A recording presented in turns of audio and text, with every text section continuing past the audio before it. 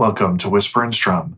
Thank you for joining me on my daily chronological reading through the Bible series. Please subscribe to make sure that you join me every day.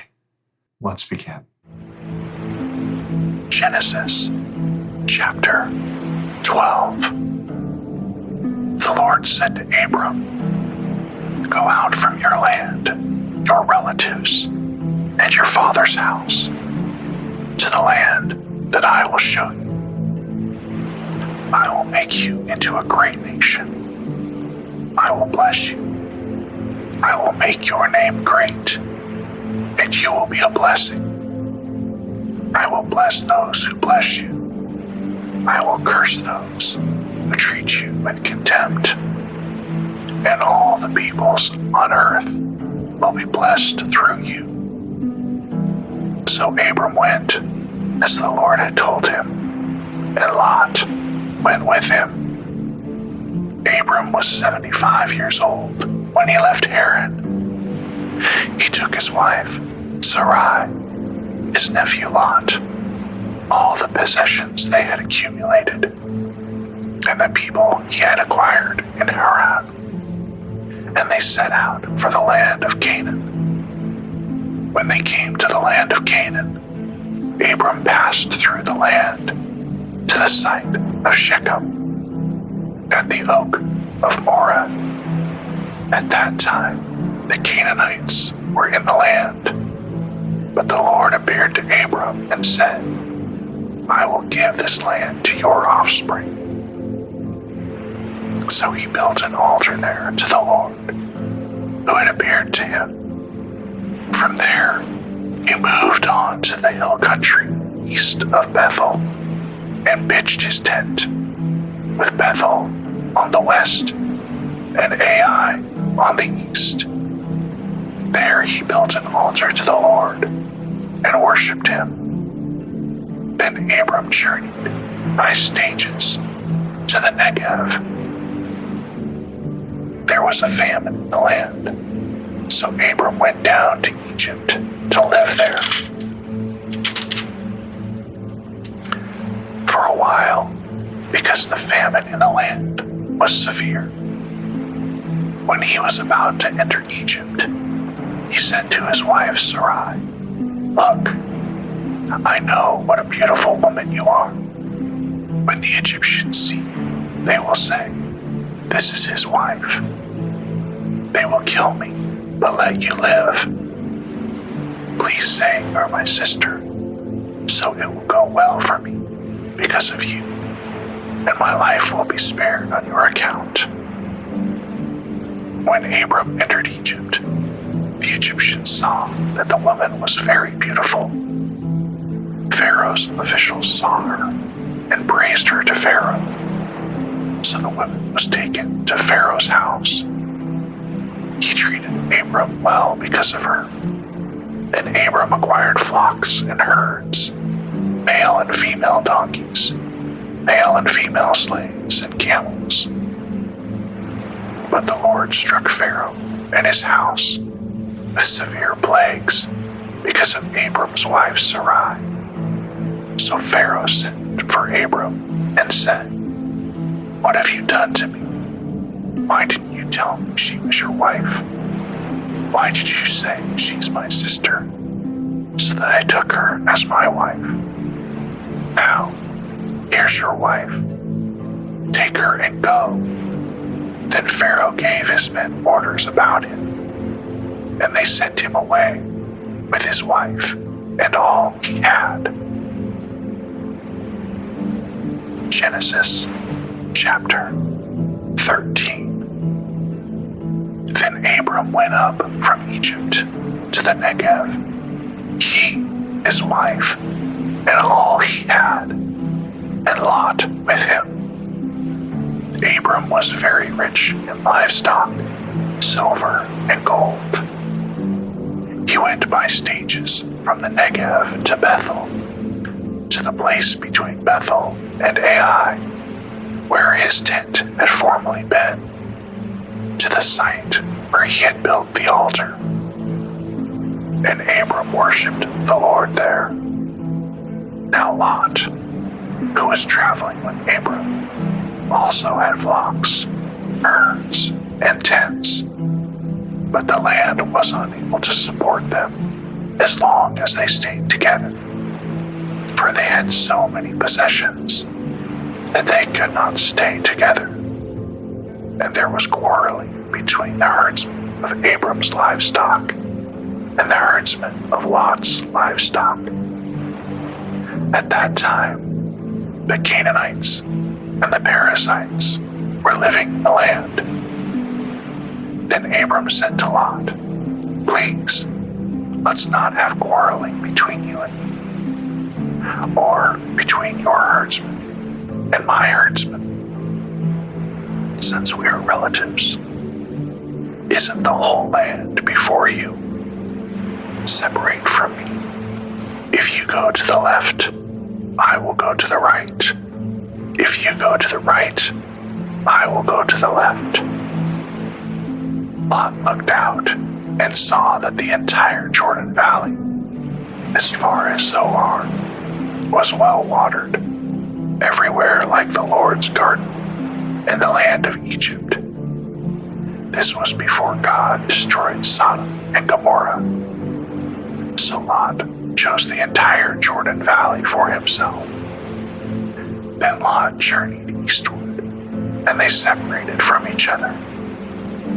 Abram lived in the land of Canaan, but Lot lived in the cities of the valley and set up his tent near Sodom.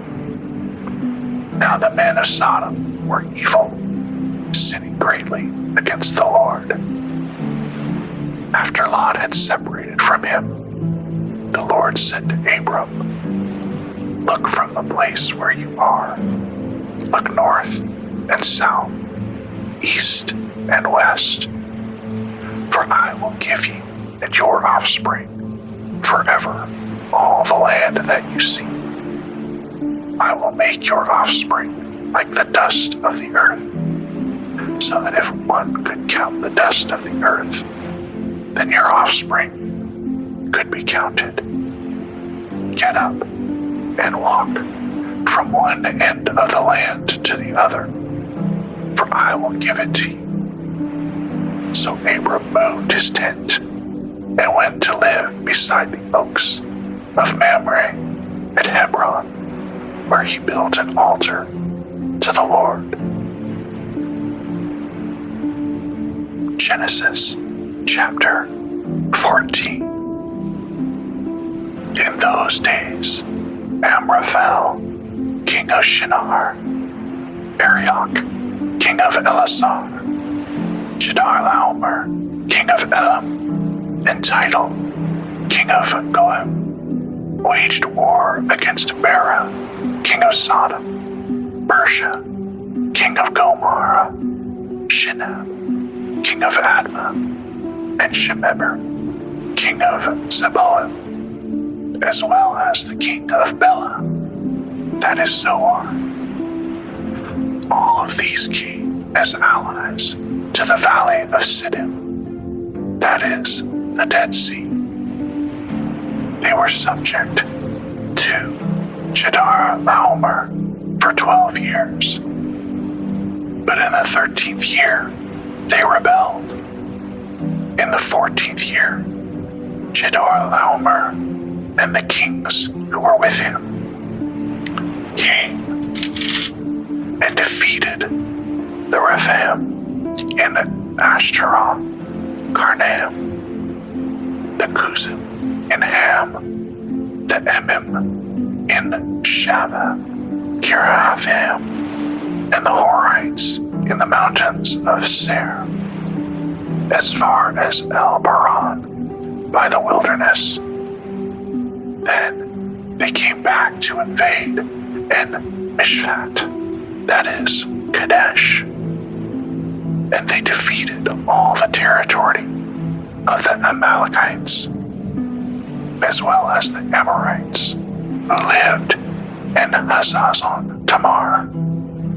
Then the king of Sodom, the king of Gomorrah, the king of Admah, the king of Zeboim, and the king of Bela, that is Zoar, went out and lined up for battle in the valley of Siddim against Chedorlaomer, king of Elam, Tidal, king of Goim, Amraphel, king of Shinar, and Arioch, king of Elasar. 4 kings against 5. Now, the valley of Siddim contained many asphalt pits, and as the kings of Sodom and Gomorrah fled, some fell into them, but the rest fled to the mountains. The 4 kings took all the goods of Sodom and Gomorrah and all their food and went on. They also took Abram's nephew Lot and his possessions, for he was living in Sodom, and they went on. One of the survivors came and told Abram the Hebrew, who was at the oaks belonging to Mamre, the Amorite, the brother of Eshcol and the brother of Aner. They were bound by a treaty with Abram. When Abram heard that his relative had been taken prisoner, he assembled his 318 trained men, born in his household, and they went in pursuit as far as Dan. And he and his servants deployed against them by night, attacked them, and pursued them as far as Hobah, to the north of Damascus. He brought back all the goods, and also his relative Lot, and his goods, as well as the women and the other people. After Abram returned from defeating Chedorlaomer and the kings who were with him, the king of Sodom went out to meet him in the valley of Shaveh, that is the king's valley. Then Melchizedek, king of Salem, brought out bread and wine. He was a priest to God Most High. He blessed him and said, Abram is blessed by God Most High, creator of heaven and earth, and give praise to God Most High, who has handed over your enemies to you. And Abram gave him 1/10 of everything. Then the king of Sodom said to Abram, give me the people, but take the possessions for yourself. But Abram said to the king of Sodom, I have raised my hand in an oath to the Lord, God Most High, creator of heaven and earth, that I will not take a thread or sandal strap or anything that belongs to you. So you can never say, I made Abram rich. I will take nothing except what the servants have eaten. But as for the share of the men who came with me, Aner, Eshcol, and Mamre, they can take their share. Genesis chapter 15. After these events, the word of the Lord came to Abram in a vision. Do not be afraid, Abram. I am your shield. Your reward will be very great. But Abram said, Lord God, what can you give me, since I am childless, and the heir of my house is Eliezer of Damascus? Abram continued, Look, you have given me no offspring, so a slave born in my house will be my heir. Now the word of the Lord came to him. This one will not be your heir. Instead, one who comes from your own body will be your heir. He took him outside and said, Look at the sky and count the stars, if you are able to count them. Then he said to him, Your offspring will be that numerous. believed the Lord, and he credited it to him as righteousness. He also said to him, I am the Lord, who brought you from Ur of the Chaldeans to give you this land to possess. But he said, Lord God, how can I know that I will possess it? He said to him, Bring me a 3-year-old cow, a 3-year-old female goat, a 3-year-old ram, a turtle dove, and a young pigeon. So he brought all these to him, split them down the middle, and laid the pieces opposite each other. But he did not cut up the birds. Birds of prey came down on the carcasses, but Abram drove them away. As the sun was setting, a deep sleep fell on Abram, and suddenly a terror and great darkness descended on him.